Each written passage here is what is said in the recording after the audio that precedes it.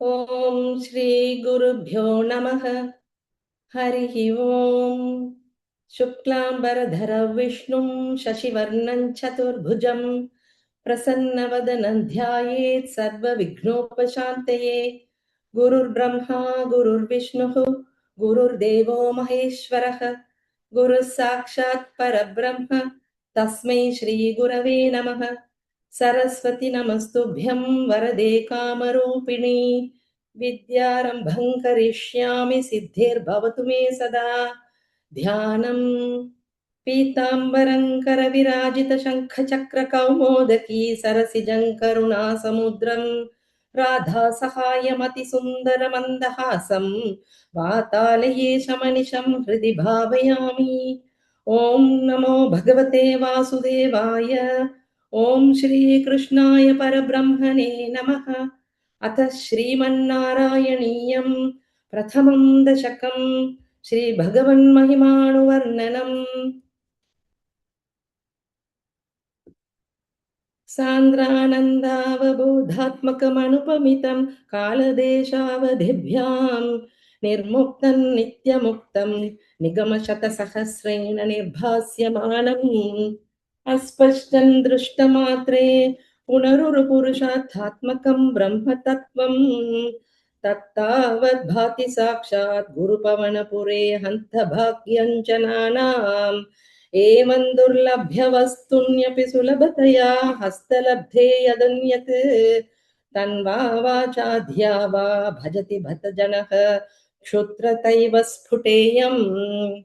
ఏతే తావద్భయంతు స్థిరతర మనసా విశ్వపీడాపహత్యై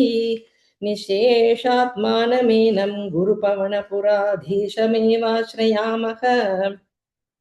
సత్వయ్యత్తత్పరాభ్యామపరికలనతో నిర్మలం తేన తావత్ భూతైర్భూతేంద్రియైస్తేవ పురుతి బహుశ శ్రూయతే వ్యాసవాక్యం. తత్స్వచ్ఛద్వాద్య తచ్ఛాదిత పరసుఖ చిద్గర్భనిర్భాసరూపం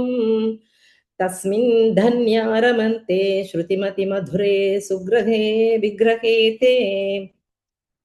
నిష్కంపే నిత్యపూర్ణే నిరవధి పరమానంద పీయూష రూపే నిర్లీనానేకముక్తావళి సుభగతమే నిర్మల బ్రహ్మ సింధౌ కల్లోలోల్లాసతుల్యం ఖలు విమలతరం సత్వమాహుస్తదాత్మా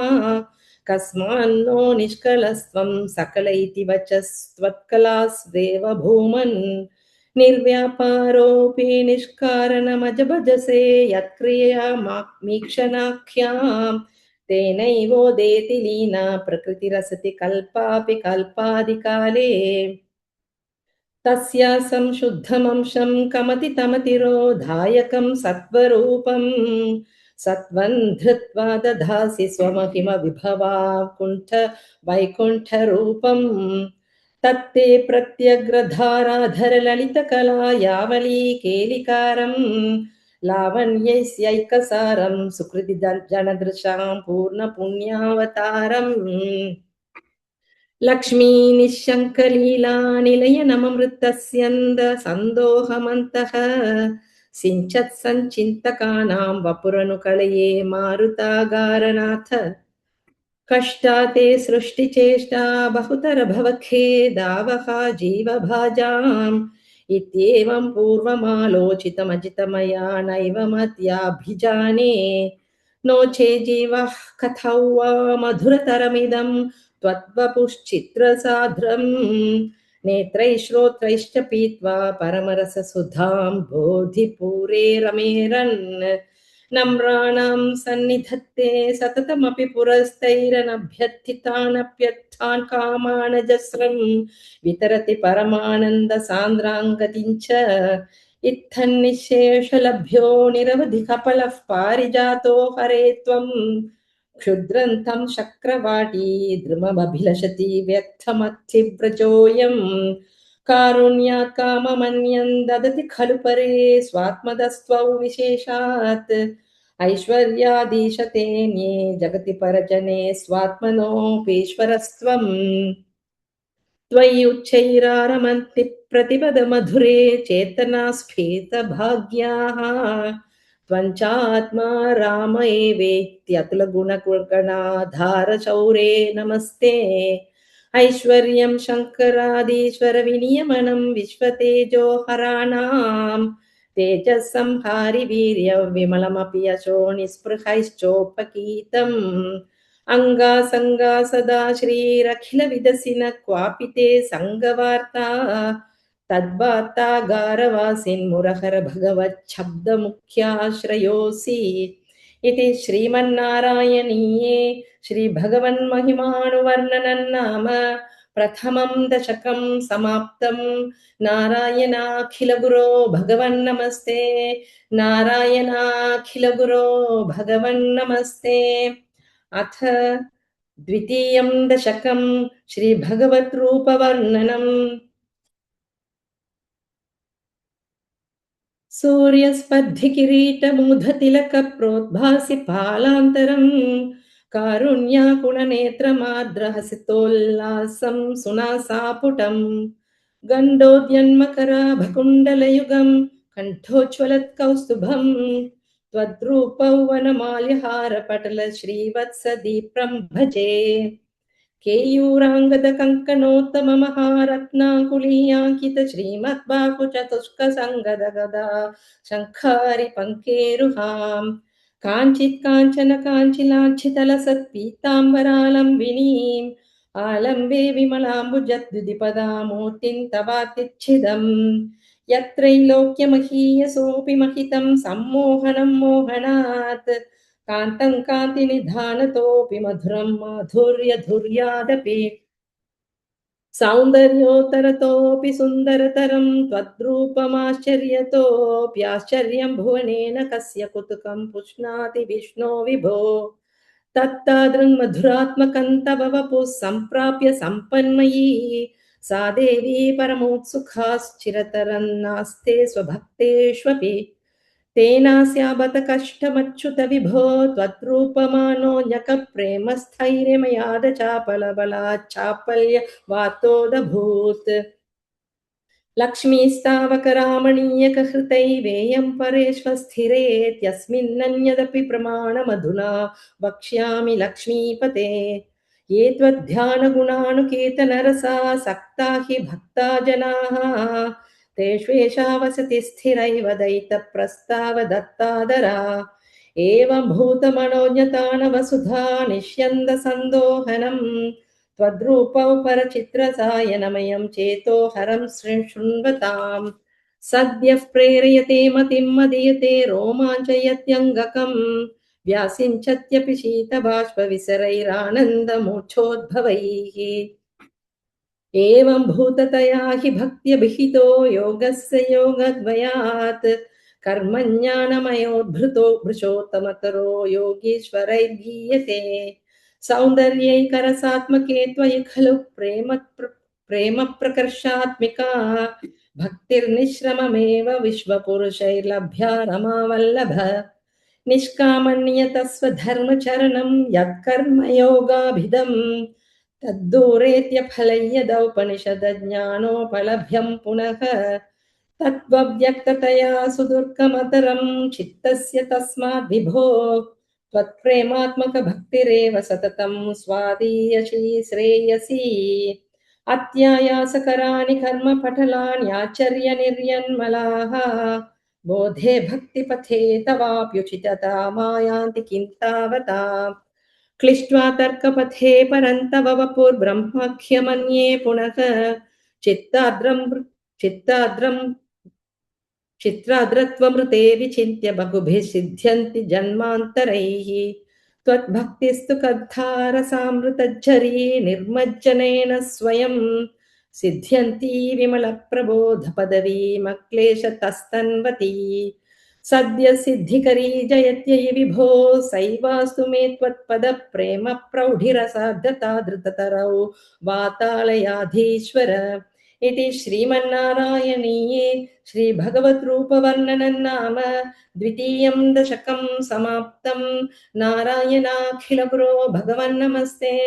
नारायणाखिलगुरो भगवन्नमस्ते अथ तृतीयं दशकं श्रीभक्तस्वरूपवर्णनं भक्तिप्रार्थना च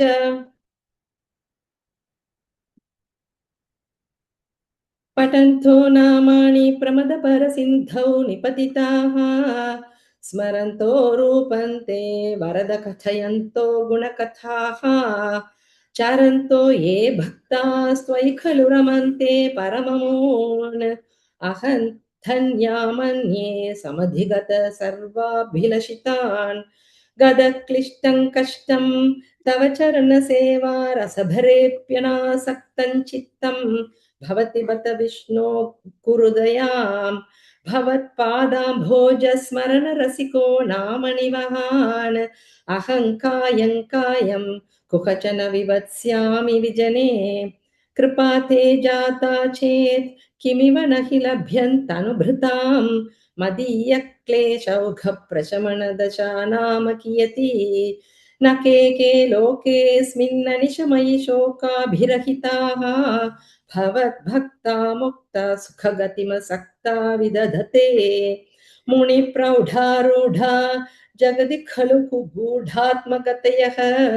भवत्पादाम्भोजस्मरणविरुजो नारदमुखाः चरन्ति शस्वैरं सततपरिनिर्भातपरचित् सदानन्दाद्वैत प्रसरपरिमग्ना किमपरम् भवद्भक्तिस्फीता भवतु मम सैव प्रशमयेत् अशेषक्लेशौघन्न खलु हृदि सन्देहकणिका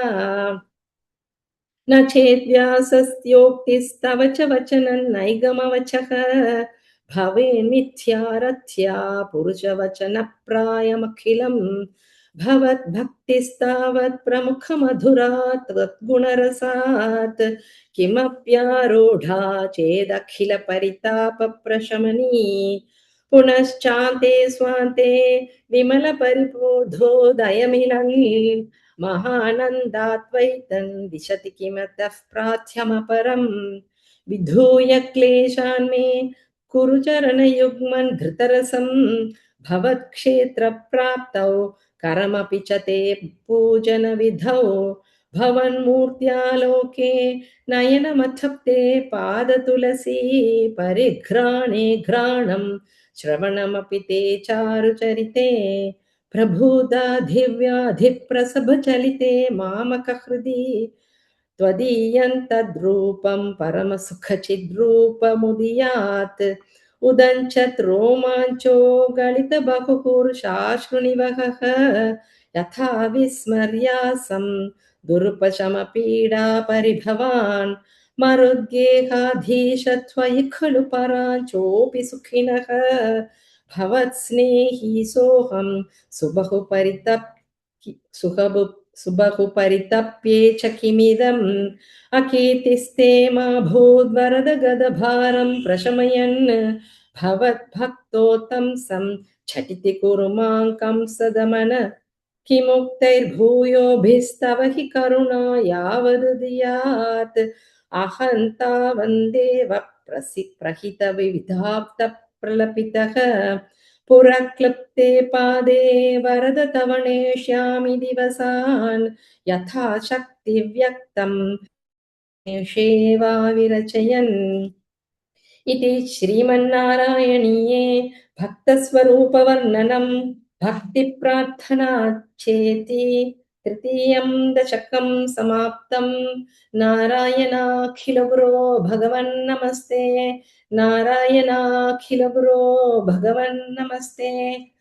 अथ चतुर्थं दशकम् अष्टाङ्गयोगवर्णनं योगसिद्धिवर्णनं च कल्यता मम कुरुष्व तावतीं कल्यते भवदुपासनय्यया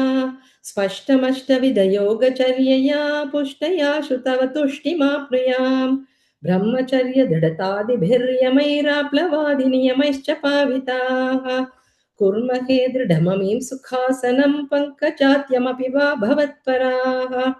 तारमन्तरनुचिन्त्य सन्ततं प्राणवायुमभियम्य निर्मलाः इन्द्रियाणि विषयादथापहृद्या स्महे भवदुपासनोत्मुखाः अस्फुटे वपुषिते प्रयत्नतः धारयेम धिषणां मुहुर्मुहुः तेन भक्तिरसमन्तराद्रताम् उद्वहेम भवदङ्घ्रिचिन्तकाः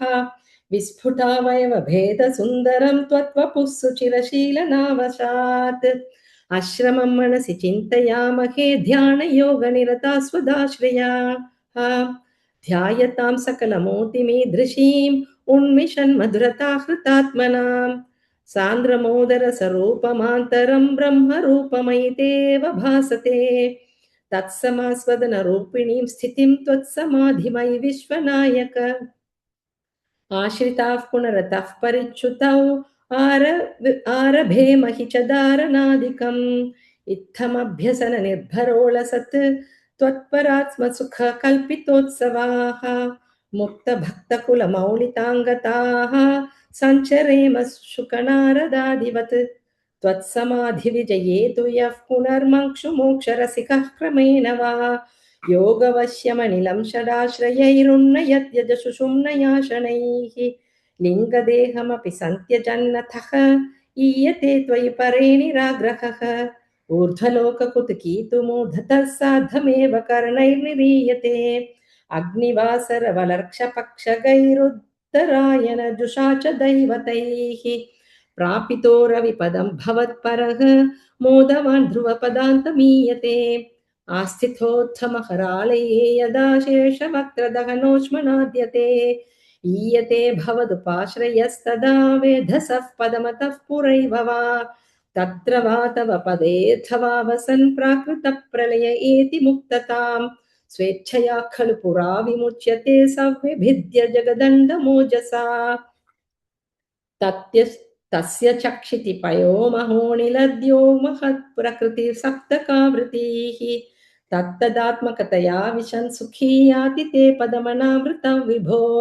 अर्चिरादिगतिमीदृशि व्रजन् विच्युतिन्न भजते जगत्पते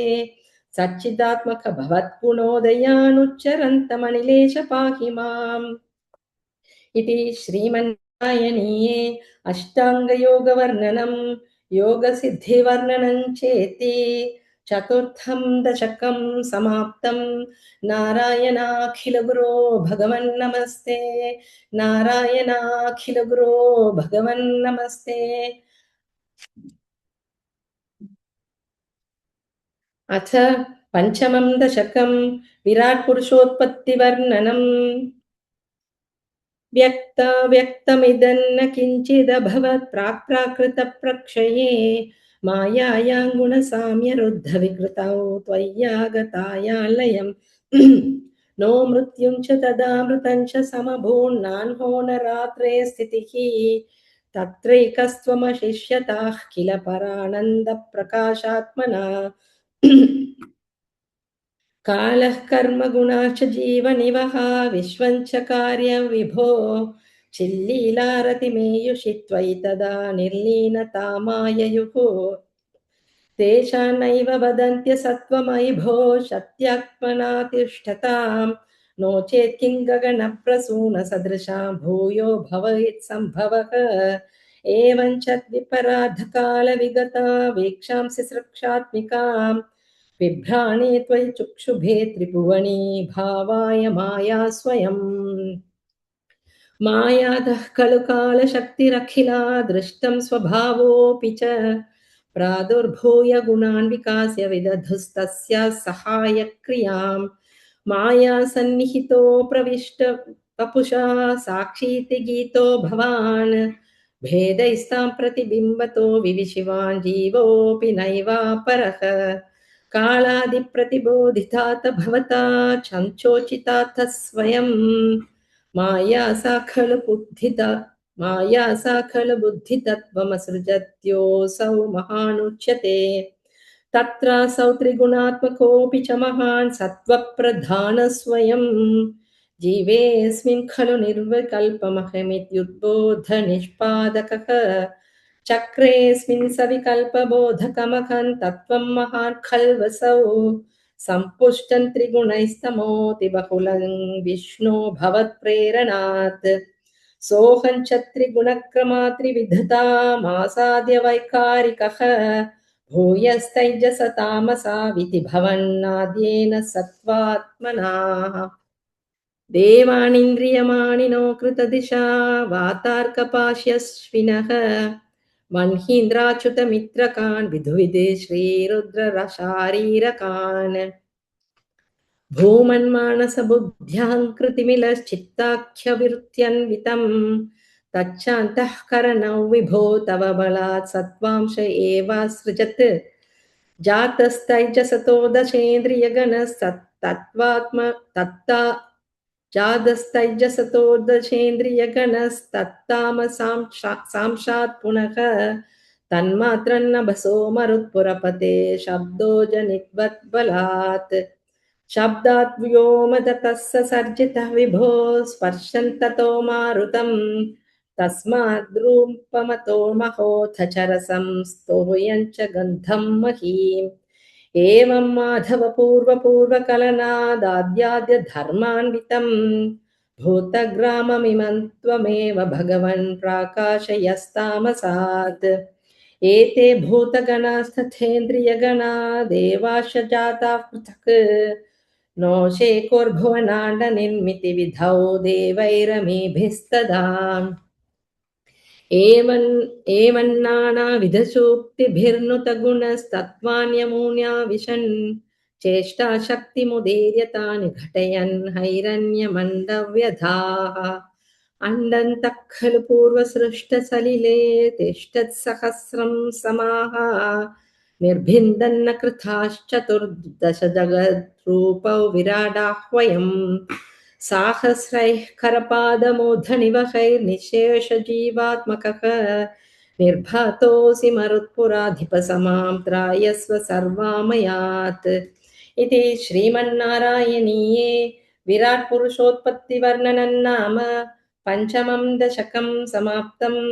नारायणाखिलगुरो भगवन्नमस्ते नारायणाखिलगुरो भगवन्नमस्ते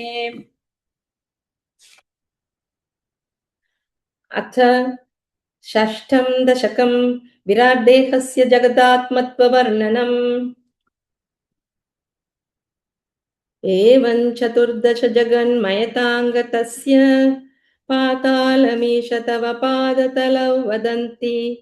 पादोद्धतेशमपि देवरसातलन्ते गुल्फद्वयं खलु महातलमद्भुतात्मन् जङ्घे तलातलमथो सुतलञ्च जानो किञ्चोरुभागयुगलौ वितलातले द्वे क्षोणीतलं जगणमम्बरमङ्गनाभिः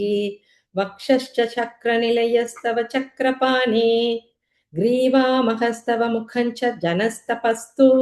फालं शिरस्तव समस्तमयस्य सत्यम् एवं जगन्मयतनो जगदाश्रितैरप्यन्यै निबद्धवपुषे भगवन्नमस्ते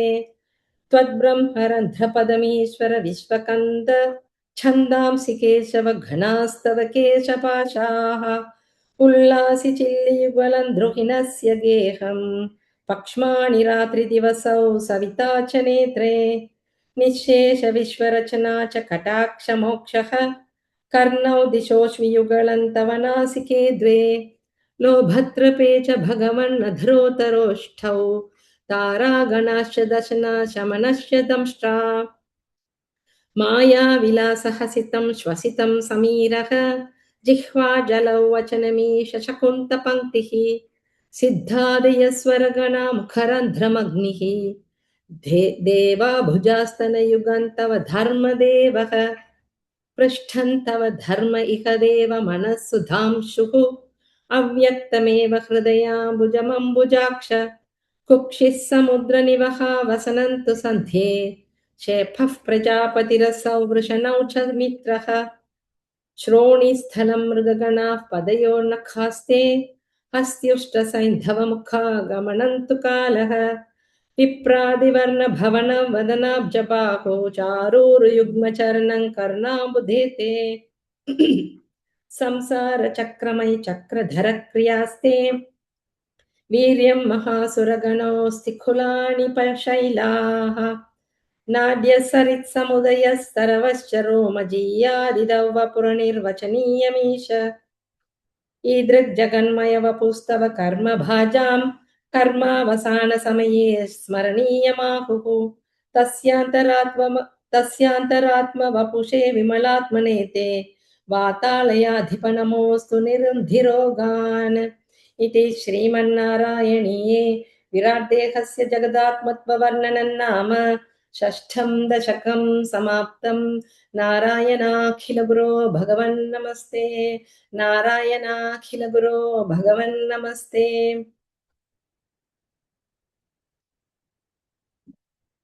अथ सप्तमं दशकं हिरण्यगर्भोत्पत्तिवर्णनं वैकुण्ठदर्शनं च। एवं देव चतुर्दशात्मकजगद्रूपेण जातः पुनः तस्योद्धं खलु सत्यलोकनिलये जातोऽसि धाता स्वयं यं शंसन्ति हिरण्यगर्भमखिलत्रैलोक्यजीवात्मकं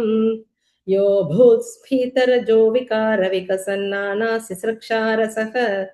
सोऽयं विश्वविसर्गदत्तहृदयः सम्पश्यमाण स्वयं बोधं खल्वनवाप्य विश्वविषयं चिन्ताकुलस्तस्थिवान्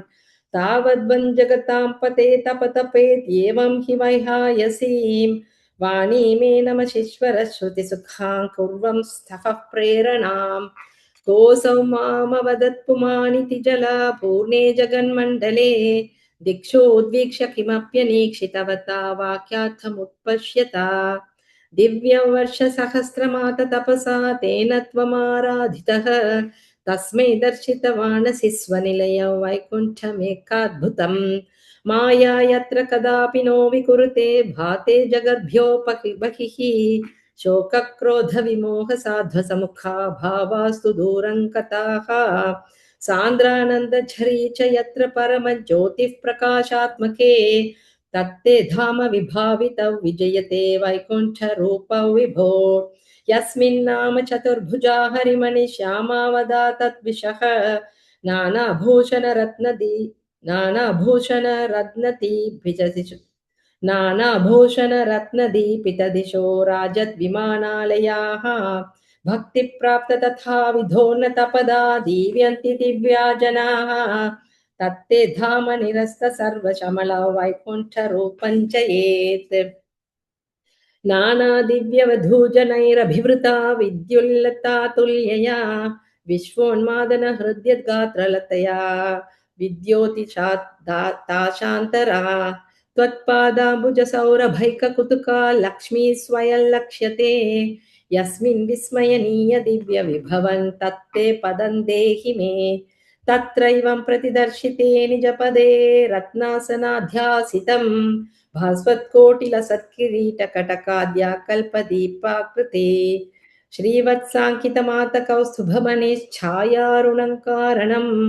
विश्वेशान्तवरूपमैक्षतविधिस्तत्ते विभो भातु मे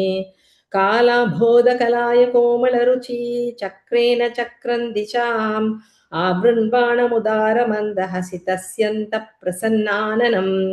राजकम्बुगदारि पङ्कजधर श्रीमद्भुजामण्डलम् स्रष्टुस्तुष्टिकरौ वपुस्तव विभो मद्रोगमुद्वासयेत् दृष्ट्वा सम्भृतसम्भ्रमः कमलभूस्त्वत्पादपाथोरुहे हर्षावेशवशवदो निपतितः प्रीत्या कृतार्थीभवन् जानास्येव मणीषितं मम विभो ज्ञानं तदापादय द्वैताद्वैत भवत्स्वरूप परमित्याचष्ट तन्मा भजे आताम्रे चरणे विनम्रमथतं हस्तेन हस्ते स्पृशन् बोधस्ते भविता न सर्गविधिभिर्बन्धोऽपि सञ्चायते इत्याभाष्य गिरं प्रतोष नितरान् तच्चित्तगूढः स्वयं सृष्टौ तं समुदैरयः स भगवन्नुल्लासयोल्लाघताम् इति श्रीमन्नारायणीये हिरण्यगर्भोत्पत्तिवर्णनं वैकुण्ठदर्शनं चेति सप्तमं दशकं समाप्तं। नारायणाखिलगुरो भगवन्नमस्ते। नारायणाखिलगुरो भगवन्नमस्ते।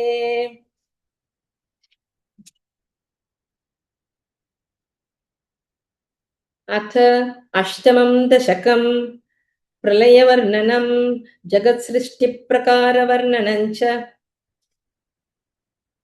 एवं तावत् प्राकृतप्रक्षयान्ते ब्राह्मे कल्पे ह्यादिमे लब्धजन्म ब्रह्मा भूयस्पत्त एवाप्यवेदान् सृष्टिं चक्रे पूर्वकल्पोपमानाम्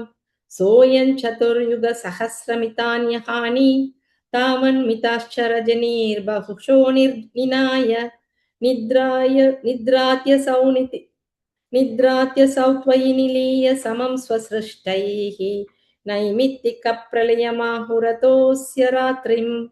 अस्मादृशां पुनरहर्मुखकृत्य तुल्यां सृष्टिं करोत्यनुदिनं स भवत्प्रसादात् प्राग्ब्रह्मकल्पजनुषाञ्च परायुषान्तु सुप्तप्रबोधनसमास्ति तदा पितृसृष्टिः पञ्चाशदब्दमधुना स्ववयोद्धरूपम् एकं पराधमतिवृत्य हि वर्तते सौ तत्रान्त्यरात्रिजनितान् कथयामि भूमन् पश्चाद्दिनावतरणे च भवद्विलासान् दिनावसानेऽथ सरोजयोनिः सुषुप्तिकामस्त्वयि सन्निलिल्ये जगन्ति जठरं समीयुः तदेदमेकार्णवमास विश्वम् तवैव वेशे फणिराजिशेषे जलैकशेषे भुवने स्म शेषे आनन्दसान्द्रानुभवस्वरूपः स्वयोगनिद्रा परिमुद्रितात्मा कालाख्यशक्तिं प्रलयावसाने प्रबोधयेत्यादिशताखिलाधौ त्वया प्रसुप्तं परिसुप्तशक्तिव्रजेन तत्राखिल जीवधाम्ना चतुर्युगाणां च सहस्रमेवं त्वयि प्रसुप्ते पुनरद्वितीये कालख्यशक्तिप्रथमप्रबुद्धा प्राबोधयत्वाङ्किल विश्वनाथ विबुध्यश्चत्वं जलगर्भशायिन् विलोक्य लोकानखिलान् प्रलीनान् तेष्वेव सूक्ष्मात्मतया निजान्तस्थितेषु विश्वेषु तदार्थदृष्टिम् ततस्त्वदीया दैनाभिरन्द्रात् उदञ्चितं किञ्चन दिव्यपद्मं निलीननिःशेषपदार्थमाला संक्षेपरूपं मुकुलायमानं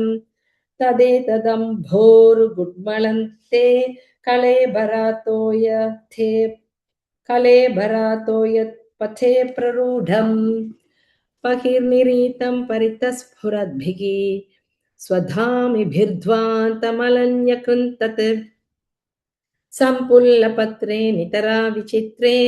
तस्मिन् भवद्वीर्यधृते सरोजे सपद्मजन्मा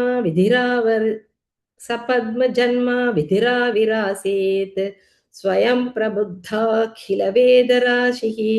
अस्मिन् परात्मन्ननुपाद्मकल्पे त्वमित्थमुत्थापितपद्मयोनिः अनन्तभूमा मम रोगराशिं निरुन्धिवातालयवास विष्णो इति श्रीमन्नारायणीये प्रलयवर्णनं जगत्सृष्टिप्रकारवर्णनं चेति अष्टमं दशकं समाप्तं नारायणाखिलगुरो भगवन्नमस्ते नारायणाखिलगुरो भगवन्नमस्ते अथ नवमं दशकं जगत्सृष्टिप्रकारवर्णनम् स्थितस्कमलोद्भवस्तव हि नाभिपङ्केरुहे कुतस्विदिदमम्बुधावोदितमित्यनालोकयन् तदीक्षणकुतूहलात् प्रतिदिशौ विवृत्ताननः चतुर्वदनतामगात्विकसदष्टदृष्ट्यम्बुजाम् महार्णवविघूर्णितं कमलमेव तत्केवलं विलोक्य तदुपाश्रयन् तव तनुं तु नालोकयन् क एष कमलोदरे महति निस्सहायो ह्यहम् कुतस्विदिदमम्बुजं समजनीति चिन्तामगात् अमुष्य हि सरोरिह किमपि कारणं सम्भवेत् इति स्म कृतनिश्चयः स खलु नालान्ध्रराध्वना स्वयोगबलविद्यया समवरूढवान् प्रौढधीः त्वदीयमतिमोहनं न तु कलेबरं दृष्टवान्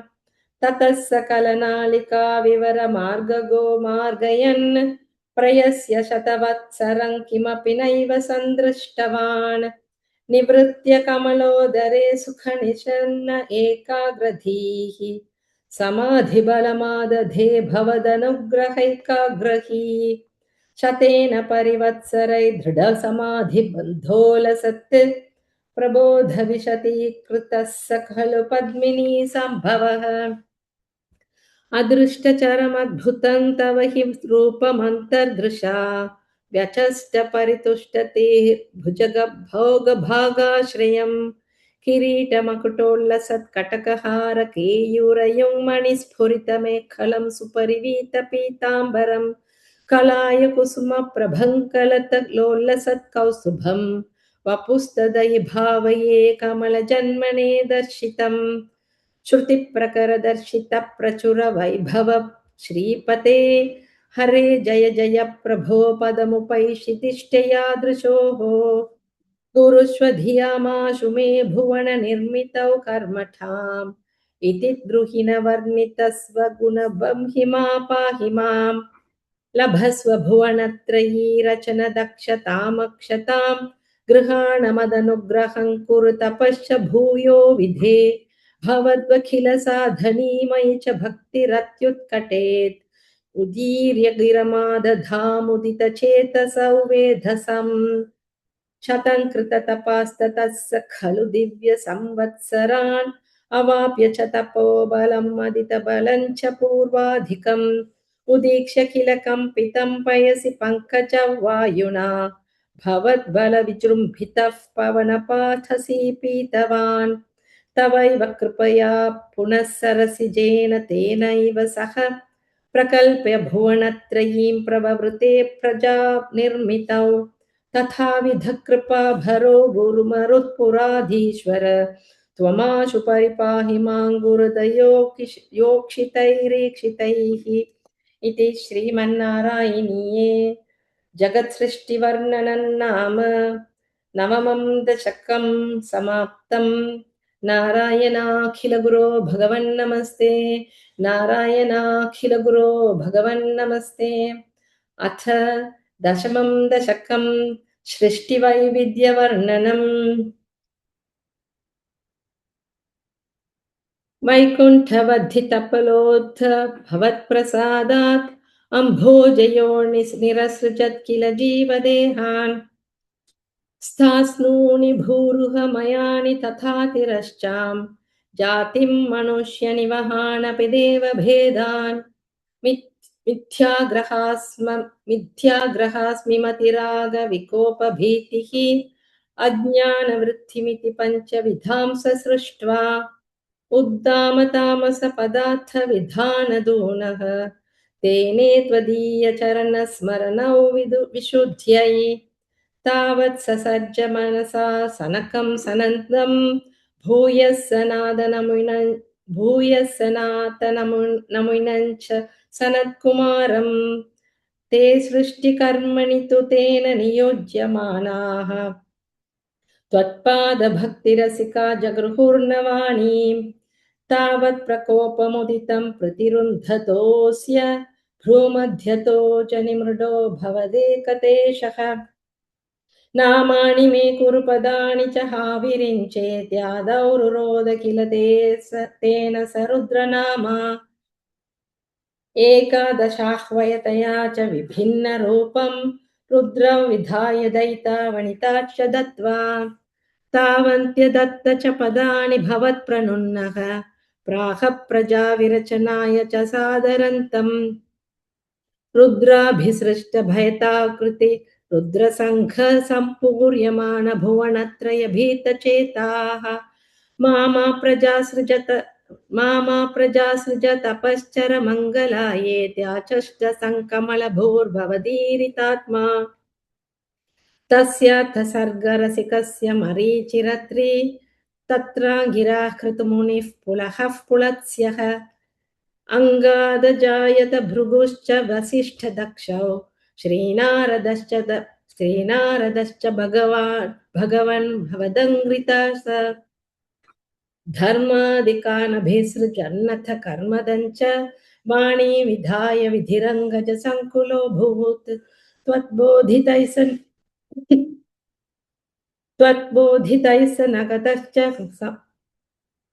त्वद्बोधितैः स नगदक्षमुखैस्तनूजैः उद्बोधितश्च विररामतमो विमुञ्चन्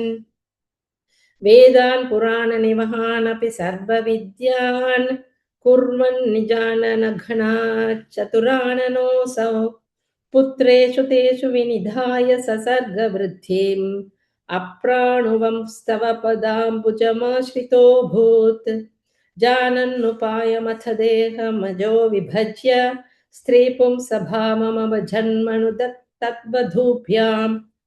ताभ्यां च मानुषकुलानि विबद्धयंस्त्वं गोविन्दमारुतपुरेश निरुन्धिरोगान् इति श्रीमन्नारायणीये सृष्टिवैविध्यवर्णनं नाम दशमं दशकं समाप्तं नारायणाखिलगुरो भगवन्नमस्ते नारायणाखिलगुरो भगवन्नमस्ते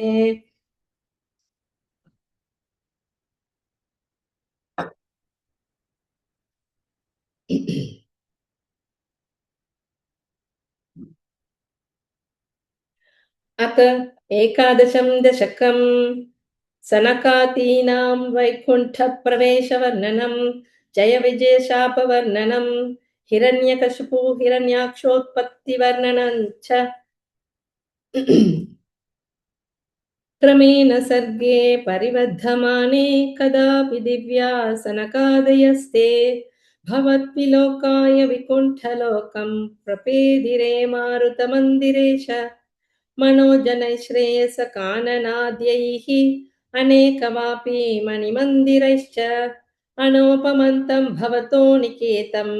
मुनीश्वरा प्रापुरतीतकक्ष्याः भवत्तिदृक्षून् भवनौ विवक्षून्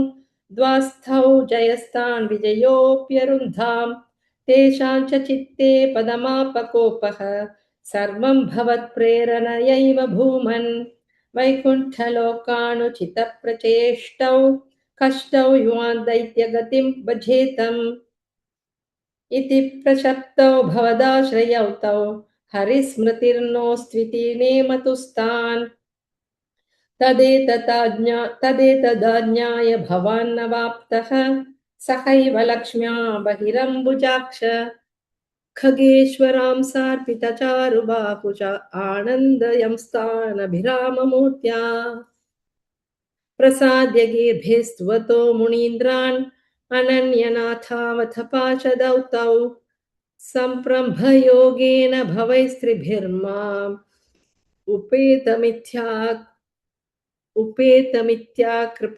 कृपन्यगादीः त्वदीयभृत्यावथ काश्यपातौ सुरारिवीरावुदितौ दितौ द्वौ सन्ध्यासमुत्पादनकष्टचेष्टौ यमौ च लोकस्य यमाविवान्यौ हिरण्यपूर्वः कशिपुः किलैकः परो हिरण्याक्ष इति प्रतीतः उभौ भवन्नाथमशेषलोकं वृषान्यरुन्धान् निजवासनान्धौ तयोर्हिरण्याक्ष महासुरेन्द्रः रणाय धावन्ननवाप्तवैरी भवत्प्रियां क्ष्मां सलिले निमज्य चचार गर्वाद्विनदन् गदावान् ततो जलेशात् सदृशं भवन्तं निशम्य बभ्रामगवेशयं स्वां भक्तैकदृश्यः स कृपानिधे त्वं निरुन्धिरोगान् मरुदालयेश इति श्रीमन्नारायणीये सनकादीना वैकुण्ठप्रवेशवर्णनं जय विजयशापवर्णनं हिरण्यकश्पू हिरण्योक्ष्पत्तिवर्णनं चेति एकादशं दशकं समाप्तं नारायणाखिलगुरो भगवन्नमस्ते नारायणाखिलगुरो भगवन्नमस्ते अथ द्वादशं दशकं वराहावतारवर्णनं भूम्युद्धरणवर्णनं च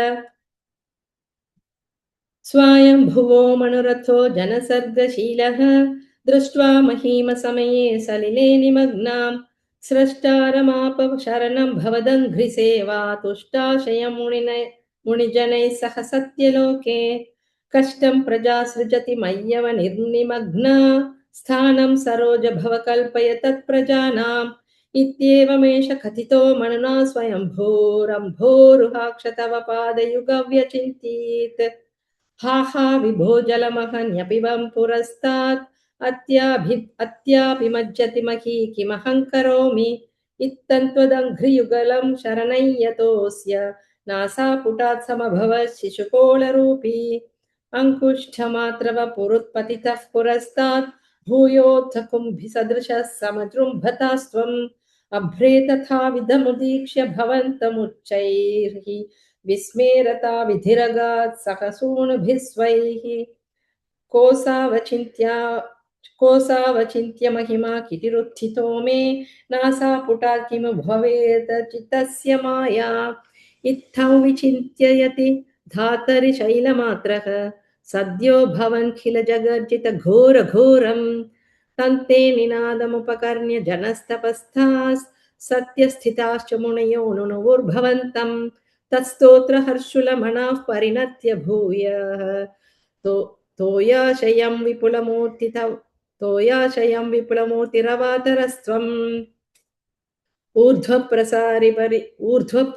परिधूम्रविधूतरोमा प्रोत्क्षिप्ति प्रोक्षिप्तवालधिरवाङ्मुख घोरघोनः तूर्णप्रदीर्णजलदः परिघूर्णदक्षिणा स्तोत्रोन्मुनीन् शिशिरयन्नवतेरितत्वम् अन्तर्जलन् तदनु सङ्कुलनक्रचक्रम् भ्राम्यतिमिङ्गिलकुलं कलुषोर्मिमालम् आविश्य भीषणरवेण रसातलस्थान् आकम्पयन् वसुमती मगवेशयस्त्वं दृष्ट्वाथ दैत्यहतकेन रसातलान्ते सव्वेशितान् झटिति कूटकिटिर्विभो त्वम्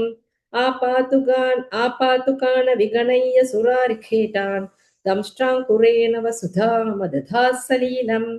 अभ्युद्धरन्नथ धरान् दशनाग्रलग्नमुस्ताङ्कुराङ्कितैव अधिकपीवरात्मा उद्धूत घोर सलिला जलधेरुदज्जन् क्रीडावराह वपुरीश्वर पाहि रोगात् इति श्रीमन्नारायणीये वराहावतारवर्णनं भूम्युद्धरणवर्णनं चेति द्वादशं दशकं समाप्तं नारायणाखिलगुरो भगवन्नमस्ते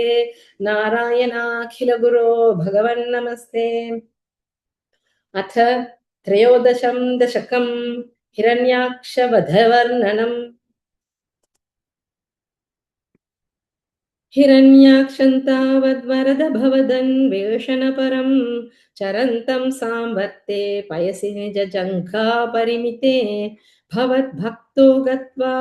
कपटपटुधीर्नारदमुनिः शनैरुचे नन्दन् तनुजमपि निन्दं स्तव बलं समायावी विष्णोर्हरति भवदीया वसुमतीं प्रभो कष्टं कष्टं किमिदमिति तेनाभिगदितः नदन् क्वासौ क्वासाविति स मुनिना दर्शितपथः भवन्तं सम्प्राप धरणिधरमुद्यन्तमुदकात् अहो आरण्योऽयं मृग इति हसन्तं बहुतरैः दुरुक्तैर्विध्यन्तं दिति सुतमवज्ञाय भगवन् महीं दृष्ट्वा दंष्ट्रा शिरसि चकितां स्वेन महसा पयोधावाधाय प्रसभमुदयुक्ता मृतविधौ गदापाणौ दैत्ये त्वमपि हि गृहीतो न गदः गदापाणौ दैत्ये त्वमपि हि गृहीतो न तगदः नियुद्धेन क्रीडन्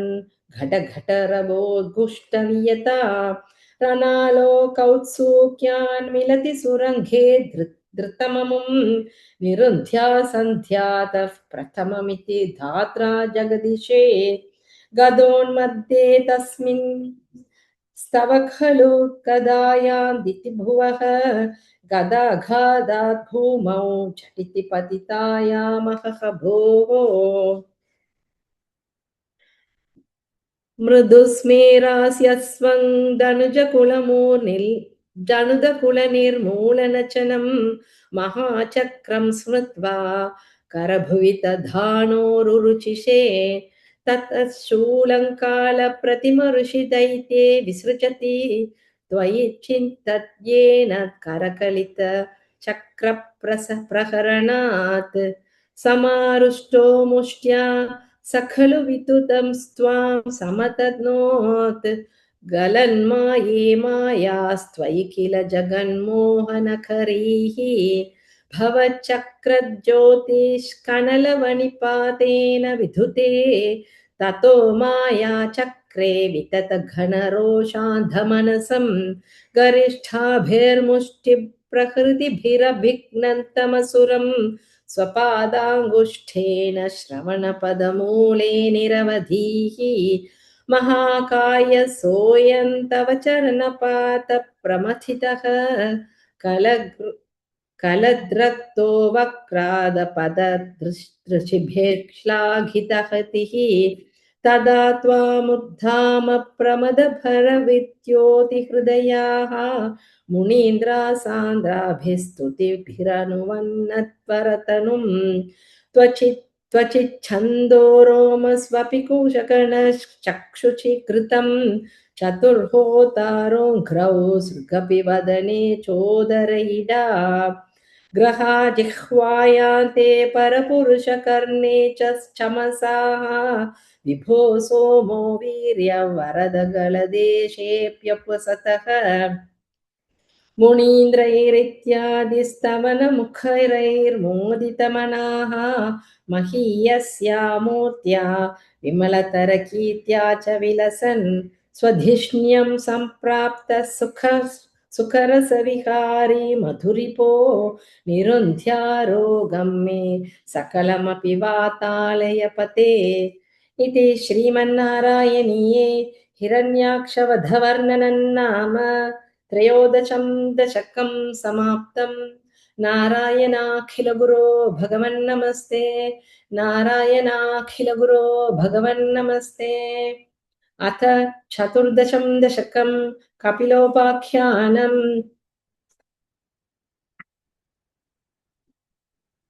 समनुस्मृततावकाङ्घ्रियुग्मः समनुः पङ्कजसम्भवाङ्गजन्मा निजमन्तरमन्तरायहीनं चरितन्ते कथयन् सुखन्निनाय समये खलु तत्र कद्दमाख्यः द्रुहिणच्छाय भवस्तदीयवाचा धृतसर्गरसोणिसर्गरम्यं भगवं स्वामयुतं समाशिषेवे गरुडोपरि कालमेघकम्रम् विलसत्केलि सरोजपाणिपद्मम् असितोलसिताननौ विभो त्वं वपुराविष्कुरुषे स्म कर्दमाय स्तुवते पुलकावृताय तस्मै मणिपुत्रीं दयितां न वापि पुत्रीः कपिलं च सुतं स्वमेव पश्चात् स्वगतिं चाप्यनुगृह्य निर्गतो भूः रूपया महिष्या गुणवत्या सुतया च देवहूत्या भवदीरित नारदोपदिष्टः समगात्कर्दममागति प्रतीक्षम् मनुनोपहृतां च देवहूतिं तरुणीरत्नमवाप्य गर्दमोऽसौ भवदर्चन निर्वृतोऽपि तस्यां दृढशुश्रूषणया तदौ प्रसादम् सपुनस्त्वदुपासनप्रभावा दयिता कामकृते कृते विमाने मणिता कुलसङ्कुलो नवात्मा व्यहरद्देव पथेषु देवहूत्या शतवर्षमथव्यतीत्य किशोऽयं नवकन्या समवाप्य धन्यरूपाः वनयानसमुद्यतोऽपि कान्ता हितकृत्वज्जननोत्सुको न्यवात्सीत् निजभर्तृगिरा भवन्निषेवाणिरतायामथ देवदेवहूत्यां कपिलस्त्वमजा यथा जनानां प्रथयिष्यन् परमात्मतत्त्वविद्यां वनमेयुषु कर्दमे प्रसन्ने मत सर्वस्वमुपादिशन् जनन्यै कपिलात्मकवायुमन्दिरेश त्वरितं त्वं परिपाहि मां गदौघान् इति श्रीमन्नारायणीये कपिलोपाख्यन्नाम चतुर्दशं दशकं समाप्तं नारायणाखिलगुरो भगवन्नमस्ते नारायणाखिलगुरो भगवन्नमस्ते अथ पञ्चमं दशकम् अथ पञ्चदशं दशकं कपिलोपदेशः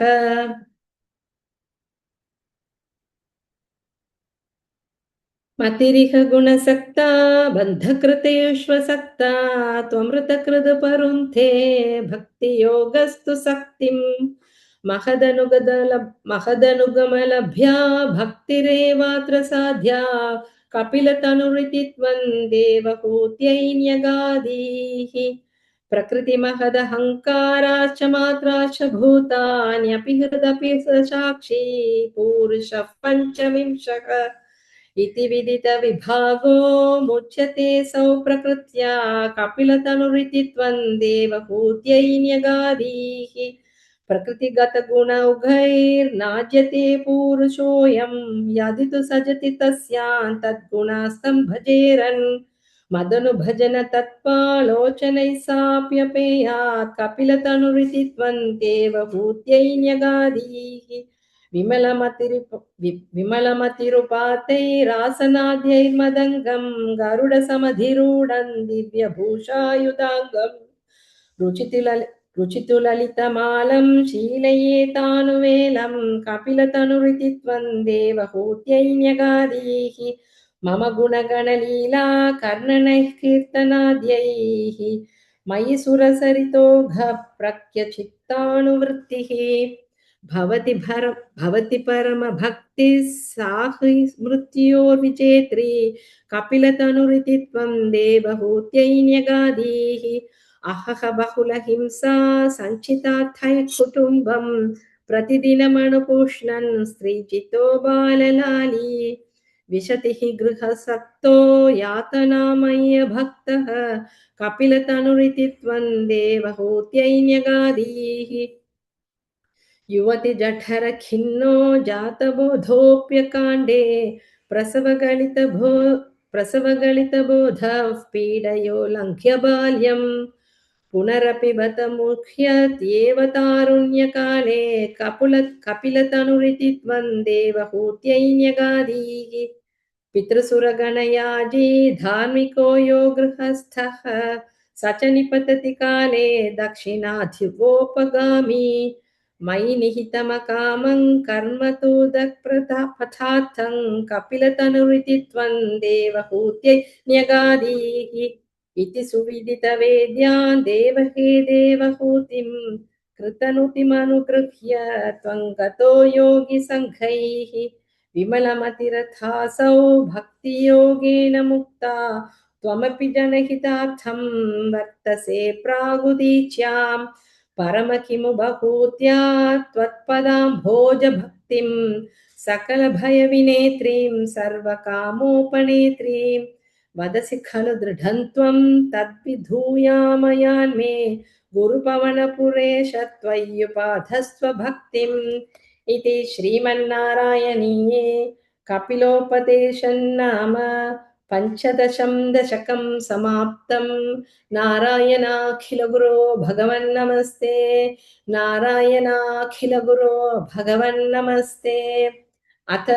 षोडशं दशकं नरनारायणावतारवर्णनं दक्षयाः वर्णनं च दक्षो विरिञ्चतनयोऽथ मनोजतनूजां लब्ध्वा प्रसूतिमिह षोडश चापकन्याः धर्मे त्रयोदश ददौ पितृसुस्वधाञ्च स्वाहां हविर्भुजि सतीं गिरिशे त्वदंशे मूर्तिर्हि धर्मगृहिणी सुषुवे भवन्तं नारायणं नरसखं महितानुभावम् यज्जन्मनि प्रमुदिताः कृततूर्यघोषाः पुष्पोत्करान् प्रववृशुर्नुनुवुः सुरौघाः दैत्यं सहस्रकवचं कवचैः परीतं साहस्रवत्सर तपःसमराभिवल्यैः पर्याय निर्मित तपःसमरौ भवन्तम् शिष्टैककङ्कडममुन्यहतां सलीलम् अन्वाचरन्नुपदिशन्नपि मोक्षधर्मं त्वं भ्रातृमान् पदरिकाश्रममध्यवासी हि चक्रोथ ते शमतपोबलनिस्सहात्मा दिव्याङ्गना परिवृतं प्रजिघायमारम् कामो वसन्तमलयानिलबन्धुशाली कान्ताकटाक्षविशिखैर्विकसद्विलासैः विध्यन्मुहुर्मुहुरकम्पमुदीक्ष्य च त्वां भीतस्त्वयाथ जगदे मृदुहासभाजा भीत्यालमङ्गजवसन्तसुराङ्गनावः मन्मानसन्त्विह जुषोध्वमिति ब्रुवाणः त्वौ विस्मयेन परितस्तु तामतैषां प्रादर्शयस्वपरिचारककातराक्षीः सम्मोहनाय मिलिता मदनादयस्ते त्वद्दासिका परिमलैः किल मोहमापुः दत्तां त्वया च जगृहुस्त्रपयैव सर्वस्वर्वासि गर्वशमनी पुनरुर्वशीताम् दृष्ट्वोर्वशीं तव कथाञ्च निशम्य चक्रः पर्याकुलो जनिभवन्महिमावमर्श पर्याकुलो जनिभवन्महिमावमर्शात् एवं प्रशान्तरमणीयतरावतारात् त्वत्तोऽधिको वरद कृष्ण तनुस्त्वमेव दक्षस्तु धातुरतिलालनया रजोन्धः नात्यादृतस्त्वयि च कष्टमशान्तिरासीत् येन व्यरुन्ध स भवत्तनुमेव सर्वं यज्ञे च वैरपिशुने स्वसुताव्यमानीत् क्रुद्धे शमदित मखः स तु कृतशीर्षः ते देवप्रसादितहरादथ लब्धजीवः त्वत्पूरितक्रतुवरः पुनरापशान्तिं सत्वं प्रशान्तिकर पाहि मरुत्पुरेश इति श्रीमन्नारायणे नरनारायणावतारवर्णनं दक्षयाः वर्णनं चेति षोडशं दशकं समाप्तं नारायणाखिलगुरो भगवन्नमस्ते नारायणाखिलगुरो भगवन्नमस्ते अथ सप्तदशं दशकं ध्रुवचरितवर्णनम् उत्तानपादनृपतेर्मनुनन्दनस्य जाया बभूव सुरुचिर्नितरामभीष्टा अन्या सुनीतिरिति भर्तुरनादृता सा त्वामेव नित्यमगतिः शरणं गताभूत् अङ्के पितुः सुरुचिर्पुत्रकमुत्तमन्तं दृष्ट्वा ध्रुवः किल सुनीतिसुतोऽधिरोक्ष्यन्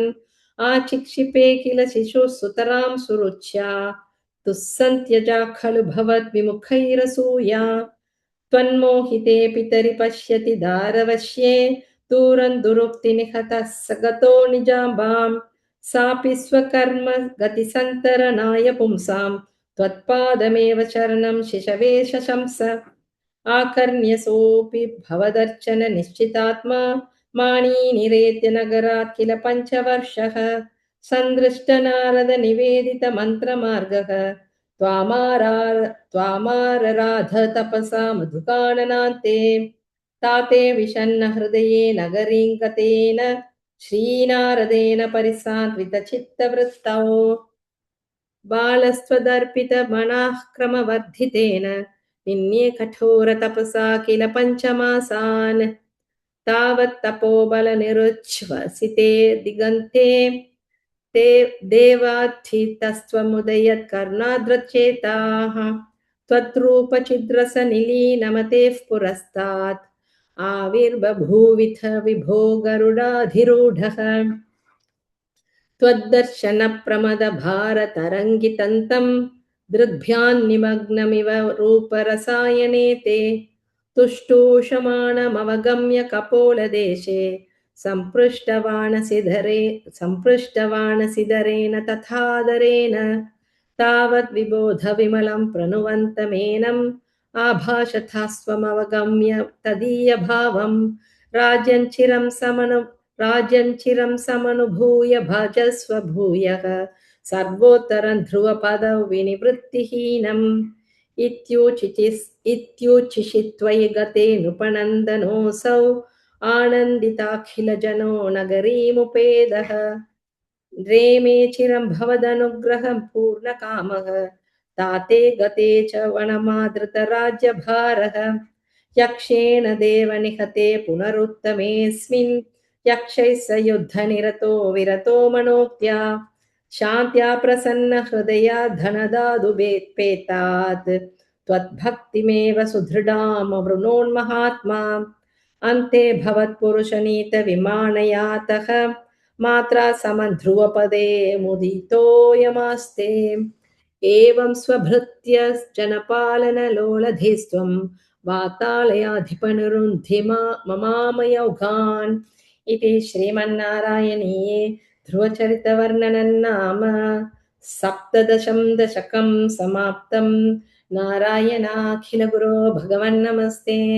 नारायणाखिलगुरो भगवन्नमस्ते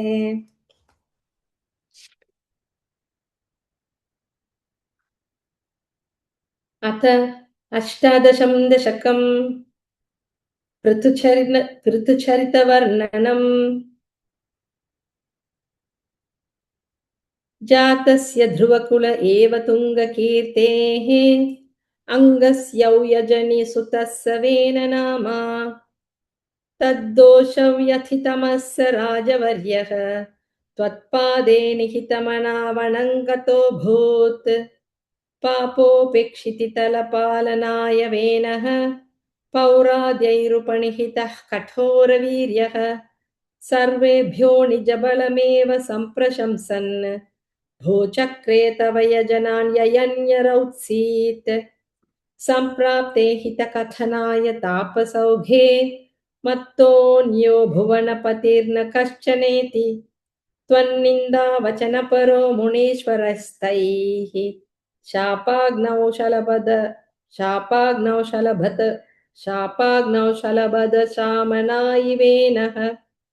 तन्नाशात्खलजनभीरुकैर्मुनीन्द्रैः तन्मात्रा चिरपरिरक्षिते तदङ्गे त्यक्ताघे परिमथितादथोरुदण्डात्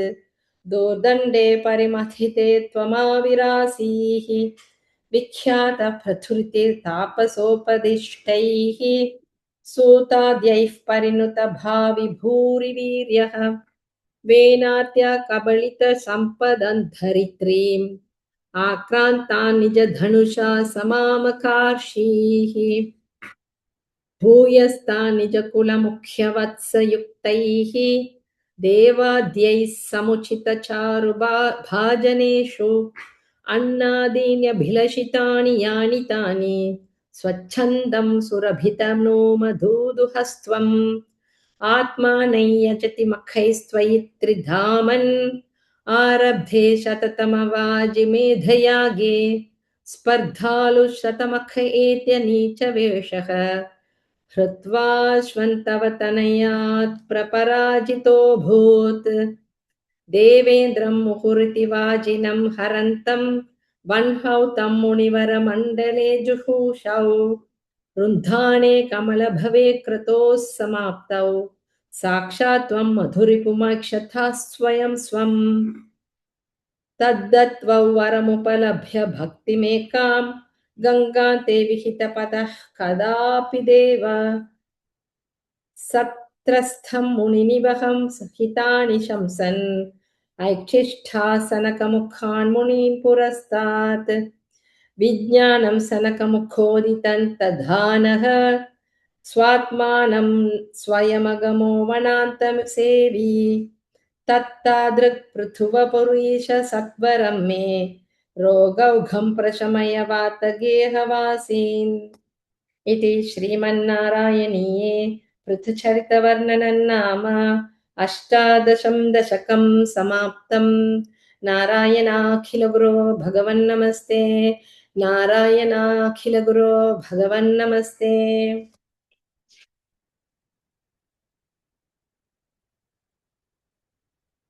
अथ एकोनविंशतमं दशकम्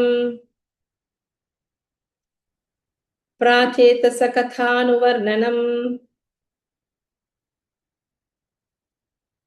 पृथोस्तु नप्ता पृथुधर्मकर्मठः प्राचीनबर्हिर्युवतौ शतद्रुतौ प्राचेतसो नाम सुचेतसः सुतान् अजीजनत्वत्करुणाङ्कुरानिव पितुः शुश्रूषा निरतस्य शासनात् भवत्तपस्याभिरता दशापि ते पयोनिधिं पश्चिममेत्य तत्तटे सरोवरं सन्ददृशुर्मनोहरम् तदा भवतीर्थमिदं समागतः भवो भवत्सेवकदर्शनादृतः प्रकाशमासाद्य पुरः प्रचेतसाम् उपादिशद्भक्ततमस्तवस्तवम् स्तवञ्च पन्तस्तममी जलान्तरे भवन्तमासे विशतायुतं समाः भवत्सुखास्वादरसादमेष्वियान् बभूव कालो ध्रुवमन्न शीघ्रता तपोभिरेषामतिमात्रवर्धिभिः स यज्ञहिंसा निरतोऽपि पावितः पितापि तेषां गृहयातनारदप्रदर्शितात्मा भवदात्मता ययौ कृपाबलेनैव पुरः प्रचेतसां प्रकाशमागाः पदगेन्द्रवाहनः विराजिचक्रादिवरायुधांशुभिः भुजाभिरष्टाभिरुदञ्चितद्युतिः प्रचेतसां त्वावद याचतामपि त्वमेव कारुण्यभराद्वरानदाः भवद्विचिन्तापि शिवाय देहिनां भवद्वसौ रुद्रनुतिश्च कामदा अवाप्य कान्तान् तनया महीरुहां तया रमध्वन्दशलक्षवत्सरीं सुतोऽस्तु दक्षो ननु तक्षणाक्षमां प्रयास्यथेति न्यगदो मुदैवतान् ततश्च ते भूतलरोधिनस्तरून् क्रुधा दहन्तो द्रुहिणेन वारिताः द्रुमैश्च दत्तान् तनयामवाप्यताम् त्वदुक्तकालं सुखिनोभिरेमिरे अवाप्य दक्षं च सुतं कृताद्ध अवाप्य दक्षं च सुतं क्रुद्धात्वरा प्रचेतसो नारदलब्धया धियाम् अवापुरानन्दपदं तथाविधः त्वमीशवातालयनाथ पाहि माम् इति श्रीमन्नारायणीये प्राचेतसकथानुवर्णनं नाम एकोनविंशं दशकं समाप्तम् नारायणाखिलगुरो भगवन्नमस्ते नारायणाखिलगुरो भगवन्नमस्ते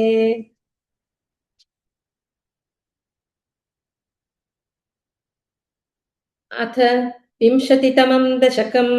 ऋषभयोगीश्वरचरितवर्णनम् प्रियव्रतस्य प्रियपुत्रभूतात् आग्निध्रराजादुदितो हि नाभिः त्वां दृष्टवान्निष्ठतमिष्टिमध्ये तवैव तुष्ट्यै कृतयज्ञकर्म अभीष्टुतस्तत्र मुनीश्वरैस्त्वं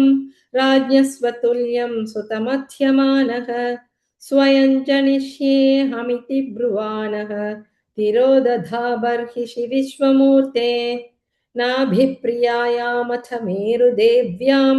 त्वमंशतो भोर्षभाभिधानः अलोकसामान्यगुणप्रभावा प्रभाविधाशेषन जनप्रमोदः त्वयि त्रिलोकी भृतिराज्यभारं निधाय नाभिः सह मेरुदेव्या तपोवनं प्राप्य भवन्निषेवी गतः किलानन्दपदं पदन्ते इन्द्रस्त्वदुत्कर्षकृतादमर्षात्ववर्षनास्मिन्न जनाभवर्षे यदा तदा त्वन्निजयोगशक्त्या स्ववर्षमेन व्यदधासु वर्षम् जितेन्द्रदत्तां कमणीं जयन्तीम् अतो वहन्नाद्मरताशयोऽपि अजीजनस्तत्र सतन्दनूजान् येषां क्षितीशो भरदोग्रजन्मा न वा भवन् योगिवरा नवान्ये त्वपालयन् भारतवर्षखण्डान् सैक्वा त्वशीतिस्तव शेषपुत्राः तपोबलात् भूसुरभूयमीयुः उक्त्वा सुतेभ्योऽथ मुनीन्द्रमध्ये विरक्तिभक्त्यन्वितमुक्तिमार्गम् स्वयं गतः पारमहंस्य वृद्धिम् अधा जडोन्मत्तपि शाचचर्याम् परात्मभूतोऽपि परोपदेशम् कुर्वन् भवान् सर्वनिरस्यमानः विकारहीनो विचचार कृत्स्नाम् महीमहीनात्मरसाभिलीनः शयुव्रतङ्गो मृगकाकचर्याम् चिरञ्चरन्नाप्यपरम् स्वरूपम् दवाहृताङ्कः कुटकाचले त्वम् तपान् ममापाकुर्वातनाथ इति श्रीमन्नारायणीये ऋषभयोगीश्वरचरितवर्णनं नाम विंशतितमं दशकं समाप्तम् नारायणाखिलगुरो भगवन्नमस्ते नारायणाखिलगुरो भगवन्नमस्ते अथ एकविंशतितमं दशकं जम्बूद्वीपादिषु भगवदुपासनाप्रकारवर्णनम् मध्योद्भवे भुवैलावृतनाम्नि वर्षे गौरी प्रधानवनिता जनमात्रभाजे शर्वेण मन्त्रनुतिभिः समुपास्यमानम् शङ्कर्षणात्मकमधीश्वर संश्रये त्वाम् भद्राश्रवनामकैलावृतपूर्ववर्षे भद्रश्रवोभिर्षिभिः परिणूयमाणम् कल्पान्तगूढनिगमोद्धरणप्रवीणम् ध्यायामि देवहयशेषतनुं भवन्तम् ध्यायामि दक्षिणगते हरिवर्षवर्षे प्रह्लादमुख्यपुरुषैः परिसेव्यमाणम् उत्तुङ्गशान्तधवलाकृतिमेकशुद्धज्ञानप्रदन्नरगरिम् भगवन् भवन्तम् वर्षे प्रतीचि ललितात्मनि केतुमाले लीला विशेषललितस्मितशोभनाङ्गम्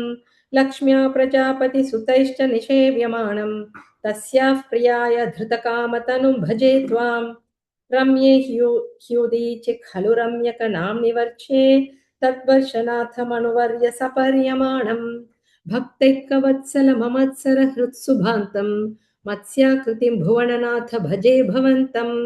वर्षं हिरण्मय समाह्वय मौत्तराहम् आसीनमदृधृतिकर्म ठकामठाङ्गम् संसेवते पितृगणप्रवरोर्यमायम् तन्त्वां भजामि भगवन् परचिन्मयात्मन् किञ्चोत्तरेषु कुरुषु प्रियया धरण्या संसेवितो महितमन्त्रनुतिप्रभेदैः दंष्ट्राग्रघृष्टनकपृष्ठघरिष्ठवर्ष्मा त्वं पाहि विज्ञनदयज्ञवराहमूर्ते यां यां दिशं भजति किं पुरुषाख्यवर्षे संसेवितो हनुमता दृढभक्तिभाजा सीताभिराम परमाद्भुतशौरूपशाली रामात्मकः परिलसन् परिपाहि विष्णो श्रीनारदेन सह भारतखण्डमुख्यैः त्वं साङ्ख्ययोगनुतिभिः समुपास्यमानः आकल्पकालमिह साधु जनाभिरक्षी नारायणो नरसखः परिपाहि भूमन् प्लाक्षेर्करूपमयि शाल्मल इन्दुरूपम् द्वीपे भजन्ति कुशनामणिवह्नि रूपम् क्रौञ्चेऽम्बुरूपमथ वायुमयम् च शाके त्वां ब्रह्मरूपमयि पुष्करनाम्नि लोकाः सर्वै ध्रुवादिभिरुडु प्रकर्ग्रहश्च पुच्छादिकेष्ववयवेष्वभिकल्प्यमानैः त्वं शिंशुमार वपुषा महितामुपास्यः सन्ध्यासुरुन्धिनरकं मम सिन्धुशायिन् पातालमूलभुविशेषतनुं भवन्तं लोलैककुण्डलविराजि सहस्रशीर्षं नीलाम्बरं धृतहलं भुजाङ्गनाभिः जुष्टं भजे हरगदान् गुरुगेहनाथ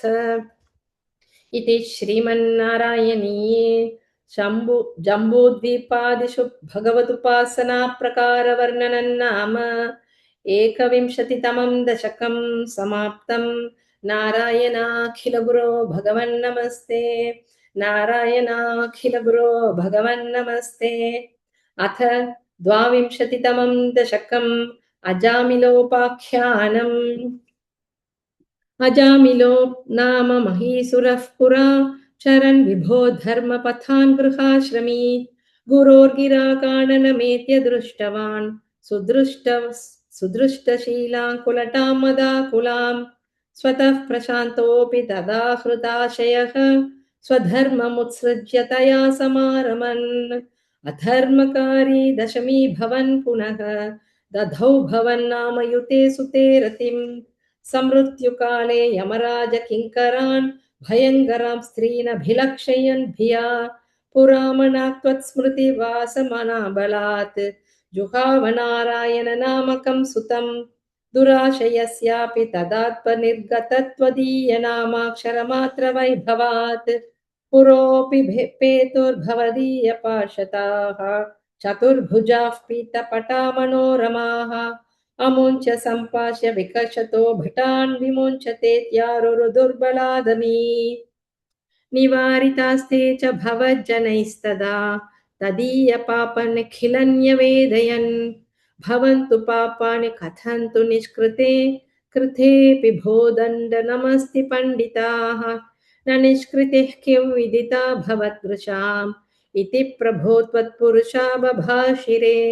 श्रुतिस्मृतिभ्या विहिता व्रतादयः पुनन्ति पापन्न लुनन्ति वासनाम्। अनन्तसेवा तु निकृन्तति द्वयीम् इति प्रभो त्वत्पुरुषा बभाषिरे। अनेन भोजन्म सहस्रकोटिभिः कृतेषु पापेष्वपि निष्कृतिः कृता यदग्रहीन्नाम भयाकुलो हरेः इति प्रभो त्वत्पुरुषा बभाषिरे। नृणाम्बुबुद्ध्यापि मुकुन्दकीर्तनं दहत्यघौगान् महिमास्य दादृशः यथा निरेधांसि यथौषधं कतान् इति प्रभो त्वत्पुरुषा बभाषिरे। इति ऋतैर्याम्य भटैरपाश्रिते भवद्भट्टाणां च गणे तिरोहिते भवत्स्मृतिं कञ्चन कालमाचरन् भवत्पदं प्रापि भवद्भटैरसौ स्वकिङ्करावेदन शङ्कितो यमः त्वदङ्घ्रिभक्तेषु न गम्यतामिति स्वकीयभृत्या न शिशिक्ष दुःचकैः सदेव वातालयनाथ पाहि माम्। इति श्रीमन्नारायणीये अजामिलोपाख्यानं नाम द्वाविंशतितमं दशकं समाप्तं।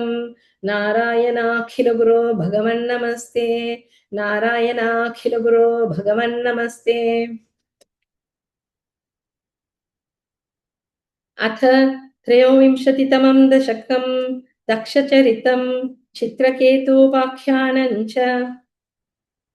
प्राचेतसस्तु भगवन्नपरो हि दक्षः त्वत्सेवनं व्यधितसर्गविवृद्धिकामः आविर्बभूवित तदा लशदक्षबाहुः तस्मै वरं ददितथां च वधूमसिग्नीं तस्यात्मजास्त्वयुतमीश पुनः सहस्रं श्रीनारदस्य वचसा तव मार्गमापुः नैकत्र वासं ऋषये स मुमोच शापं भक्तोत्तमं स्पृशिरनुग्रहमेव मेने षष्ट्या ततो दुहितृभिः सृजदः कुलौघान् दौहित्रसूनुरथस्तस्य विश्वरूपः त्वत्स्तोत्रवर्मितमजापयदिन्द्रमाजौ देवद्वदीयमहिमा खलु सर्वचैत्रः प्राक्शूरसेन विषये किल चित्रकेतुः पुत्राग्रही नृपतिरङ्गिरसः प्रभावात् लब्ध्वैकपुत्रमथ तत्र हते सपत्नी सङ्घैरमुख्यदवशस्तव माययासौ तन्नारदस्तु सममङ्गिरसादयालुः सम्प्राप्य तावदुपदर्श सुतस्य जीवम् कस्यास्मि पुत्र इति तस्य गिरा विमोहम् त्यक्त्वा त्वदर्शनविधौ नृपतिन्ययुङ्क्त स्तोत्रं च मन्त्रमपि नारदतोऽथ लब्ध्वा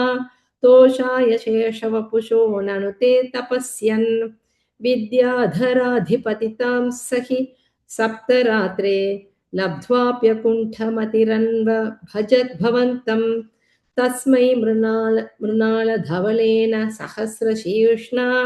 रूपेण बद्धनुसिद्धगणावृतेन प्रादुर्भवन्न चिरतोऽनुदिभिः प्रसन्नः तत्त्वात्ममत्वमनुगृह्य तिरोदधान तत्त्वात्ममत्वम तत्त्वात्ममत्वमनुगृह्य तिरोदधात् त्वद्भक्तमौनिरथ सोऽपि च लक्षलक्षं वर्षाणि हर्षुलमना भुवनेषु कामम् सङ्गापयन् गुणगणं तव सुन्दरेभिः सङ्गातिरेकरहितो ललितं चचार अत्यन्तसङ्गविलयाय भवत्प्रणुन्नः नूनं सरूप्य गिरिमाप्य महत्समाजे निःशङ्कमङ्ककृतवल्लभमङ्गजारिं तं शङ्करं परिहसन्नु मयाभिषेपे निःसम्भ्रमस्त्वयमयाचितशापमोक्षः वृत्स्रासुरत्वमुपगम्य सुरेन्द्रयोधीः भक्त्यात्मतत्त्वकथनैः समरे विचित्रम् शत्रोरपि भ्रममपास्य गतः पदन्ते त्वत्सेवनेन दितिरिन्द्रवधोद्यतापि तान् प्रत्युतेन्द्र सुहृदो मरुतोऽभिलेभे दुष्टाशयेऽपि सुभदैव भवन्निषेवा तत्तादृशस्त्वमव मां पवनालयेश इति श्रीमन्नारायणीये दक्षचरितं चित्रकेतूपाख्यानं चेति त्रयोविंशतितमं दशकं समाप्तं नारायणाखिलगुरो भगवन्नमस्ते नारायणाखिलगुरो भगवन्नमस्ते